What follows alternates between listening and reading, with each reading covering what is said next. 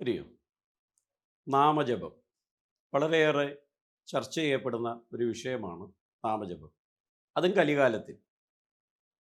കലികാലത്തിൽ ഏറ്റവും പ്രാധാന്യമുള്ളതായി നമ്മുടെ ഋഷിവര്യന്മാർ അഭിപ്രായപ്പെട്ടതൊന്നാണ് നാമജപം.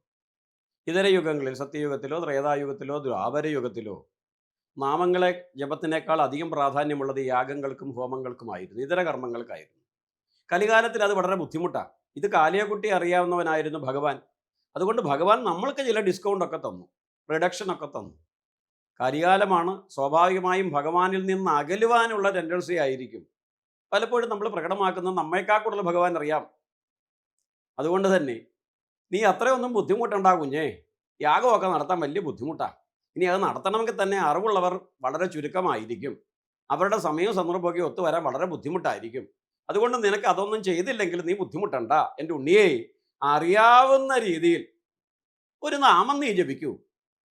കലികാലത്തിൽ കലിയുടെ ബാധയിൽ നിന്ന് രക്ഷ നേടാൻ ഏറ്റവും ഉത്തമമായിട്ടുള്ളത് നാമജപം.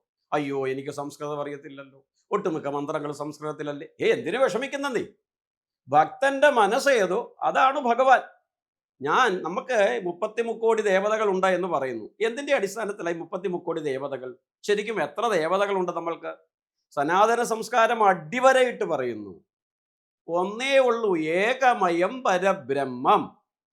പിന്നെ ഈ വ്യത്യസ്ത രൂപങ്ങൾ തന്നത് എന്തിനു വേണ്ടിയിട്ടാണ്? ഓരോരുത്തരും അവനവൻ്റെ ഇച്ഛയ്ക്കും അവനവൻ്റെ മനസ്സിൽ വരുന്നതുമായ രൂപത്തിനെ ആശ്രയിച്ചിട്ട് അതുവഴിയാണെങ്കിലും ശരി എങ്ങനെയെങ്കിലും ഈശ്വരനെ ഒന്ന് സ്മരിച്ചാൽ മതി. ചിലർക്ക് കാളിയായി ഭജിക്കാനാണ് ഇഷ്ടം, ചിലർക്ക് കണ്ണനായി ഭജിക്കാനാണ് ഇഷ്ടം, ചിലർക്ക് പരമേശ്വരനായിട്ട് ഭജിക്കാനാണ് ഇഷ്ടം, ചിലർക്ക് മുരുകനായിട്ടാണ്, ചിലർക്ക് ഗണപതിയായിട്ടാണ്, ചിലർക്ക് മാടനായിട്ടാണ്, ചിലർക്ക് മറുതയായിട്ടാണ്. മതിയെന്നേ, എങ്ങനെയെങ്കിലായാലും വിരോധമില്ല. നീ എല്ലാ നദികളും ഒഴുകി വന്നു കടലിലേക്ക് ചേർന്ന് കടലിൻ്റെ ഭാഗമായി മാറുന്നത് പോലെ ഈ മാട ആരാധനയും മറുത ആരാധനയും യക്ഷി ആരാധനയും ഭദ്രകാളി ആരാധനയും ദേവി ആരാധനയും എല്ലാം ഒഴുകി ഒഴുകി ഒഴുകി ഒഴുകി ഒഴുകി എത്തുന്നത് എവിടേക്കായിരിക്കും? ആ ബ്രഹ്മത്തിലേക്കായിരിക്കും, ഈശ്വര ചൈതന്യത്തിലേക്കായിരിക്കും. അതാണല്ലോ, നദികളെല്ലാം കുതിച്ചു പായുകയാണ്. പല പല പേരിലുള്ള നദികളെല്ലാം കടലിലേക്ക് ചെല്ലുന്നതോടുകൂടി ഭാരതപ്പുഴ അല്ലെങ്കിൽ എൻ്റെ പമ്പയെന്നോ അച്ചൻകോവിലാറെന്നോ അല്ലെങ്കിൽ ബ്രഹ്മപുത്രയെന്നോ ഉള്ള പേരൊക്കെ തന്നെ അതിന് നഷ്ടപ്പെട്ടു പോകുന്നു. അത് കടലിൻ്റെ വിശാലതയിൽ അലിഞ്ഞു ചേരുന്നു. നദികളെല്ലാം പരക്കം പായുന്ന കടലിലേക്ക് ലയിക്കാൻ വേണ്ടിയിട്ടാണ്. കടലിൽ ലയിച്ചാൽ എൻ്റെ പേര് തന്നെ എന്നെ വിട്ടുപോകും. പിന്നെ ഞാനൊന്നൊരു പേരേ ഇല്ല. ഞാൻ വിശാലമായ കടലിൻ്റെ ഭാഗമാണെന്ന് അറിഞ്ഞിട്ടും ആർഭാടത്തോടുകൂടി വളരെയേറെ സന്തോഷത്തോടു കൂടിയാണ് നദികൾ പായുന്നത്. ഇത് തന്നെയാണ് ആരാധനയും. വ്യത്യസ്തങ്ങളായ രൂപങ്ങളിലൂടെ നമ്മൾ ആരാധിച്ചാലും അത് സത്യത്തിൽ നമ്മൾ ഭഗവത്ഗീത പഠിക്കാത്തതിൻ്റെ അപജയമാണ്. ഭഗവാൻ കൃത്യമായി ഭഗവത്ഗീതയിൽ പറയുന്നുണ്ട്, നീ ഏതു വിധേനയെങ്കിലും ഭജിച്ചാൽ മതിയിടും. ശുദ്ധമായ നിർമ്മലമായ മനസ്സോടുകൂടി എൻ്റെ ഉണ്ണിയെ നീ ഒന്ന് വിളിച്ചാൽ മതി, ഞാൻ എത്തും. നീ ഏതു രൂപത്തിൽ എന്നെ കണ്ടുകൊള്ളൂ, ഒരു വിരോധവുമില്ല. സുധാമാവ് കുചേരൻ കൂട്ടുകാരനായി കണ്ടു, കണ്ടോളൂ. സാന്ദീപന് ശിഷ്യനായി കണ്ടു, കണ്ടോളൂ, എനിക്കൊരു വിരോധവും ഇല്ലെന്നേ. ഇങ്ങനെ ദേവകി അമ്മ മകനായി കണ്ടു, കണ്ടോളൂ.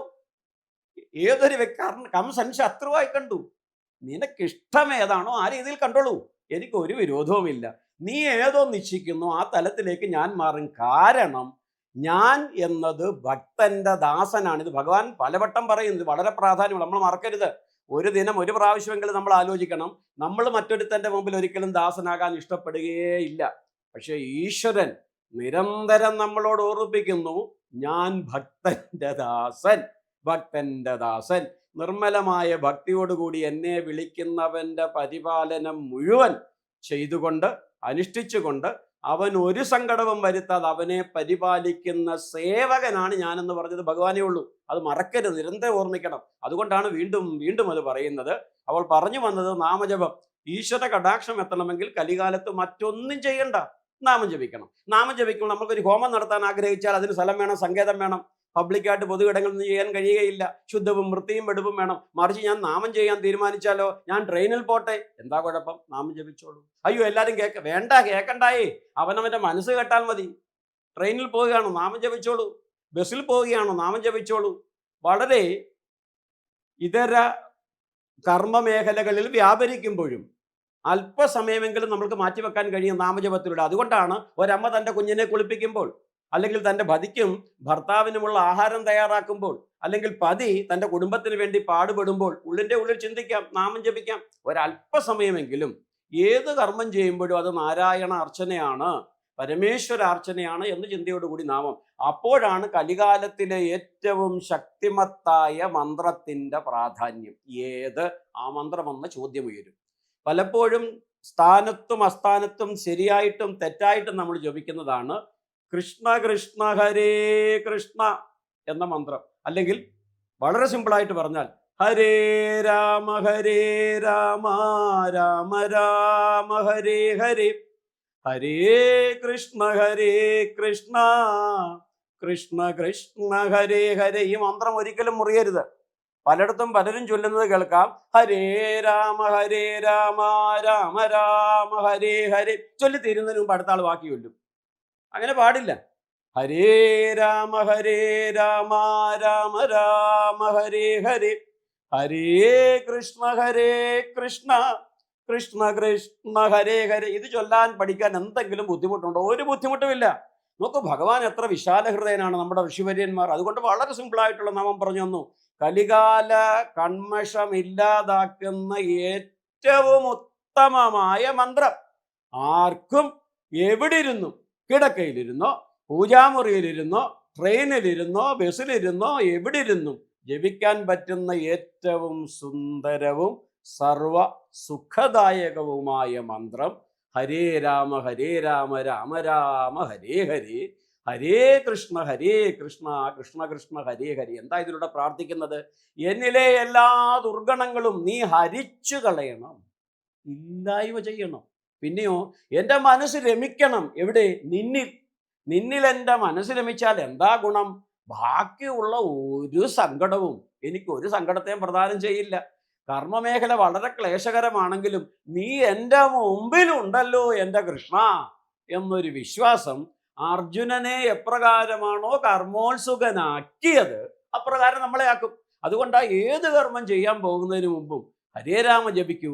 എന്നിലേക്ക് എത്താൻ സാധ്യതയുള്ള അപശകുനങ്ങളെ, ദുഷ്ടചിന്തകളെ, നിരാശാബുദ്ധിയെ ഹരിച്ചു കളഞ്ഞ്, അല്ലയോ രമയുടെ നാഥനായ ഭഗവാനെ, അവിടെ നിന്ന് സർവമോഹനകരമായ അവിടുത്തെ രൂപം അകക്കണ്ണിൽ കണ്ടുകൊണ്ട് അതിൽ രമിച്ചുകൊണ്ട് കർമ്മമേഖലയിൽ പ്രവർത്തിച്ചു ധന്യനാകുവാനുള്ള എനർജിയെ, അനുഗ്രഹത്തെ എനിക്ക് തരണേ എന്ന അർത്ഥവും പ്രാർത്ഥനയും കൂടി മനസ്സിൽ എത്തിച്ചുകൊണ്ടാണ് അധരത്തിലേക്ക് ഹരേ രാമ രാമ രാമ ഹരേ ഹരേ, ഹരേ കൃഷ്ണ കൃഷ്ണ കൃഷ്ണ എന്ന പദങ്ങൾ കൂടി വരുന്നതെങ്കിൽ 100% ഉറപ്പാ ഭഗവാൻ എത്തും. മുമ്പിൽ തന്നെ കാണും. മാർഗം വളരെ വ്യക്തമാക്കി തരും. എത്താൻ സാധ്യതയുള്ള സങ്കടങ്ങളുടെ തീവ്രത കുറയ്ക്കും. ഇത് ഞാൻ പറയുന്നതല്ല, 18 പുരാണങ്ങളും പറയുന്നു, ഋഷിവര്യന്മാരേവരും പറയുന്നു. കലികാല കന്മഷം തീരാനുള്ള ഏറ്റവും ഉത്തമമായ മന്ത്രം ഹരേ രാമ രാമ രാമ ഹരേ ഹരേ, ഹരേ കൃഷ്ണ കൃഷ്ണ കൃഷ്ണ കൃഷ്ണ ഹരേ ഹരേ. അത് ചൊല്ലുമ്പോൾ ഈ അർത്ഥവും മനസ്സിലാക്കി അതോടൊപ്പം ശ്യാമവർണ്ണനായ മുരളിക ഊതിക്കൊണ്ട് പുഞ്ചിരി പൊഴിക്കുന്ന ഭഗവാന്റെ ആ മധുരതരമായ മനോഹര രൂപം കൂടി മനസ്സിലൊന്ന് കാണാം. അനേകായിരം വർഷങ്ങൾ തപം ചെയ്തിട്ടും ഋഷിവര്യന്മാർക്ക് കാണാൻ കഴിയാതിരുന്ന ആനന്ദസ്വരൂപൻ്റെ തിരുമുഖ കമലം സാധാരണക്കാരിൽ സാധാരണക്കാരായ നമ്മൾക്ക് ഓരോരുത്തർക്കും കാണാൻ കഴിയും. അതിനുവേണ്ടി ഋഷിവര്യന്മാരാൽ ധന്യമാക്കപ്പെട്ടതും നമ്മൾക്കായി പകർന്നു തന്നതുമാണ് പവിത്രമായ ഈ മന്ത്രം. ജപിക്കൂ, സുഹൃതികളാകും. ഹരി.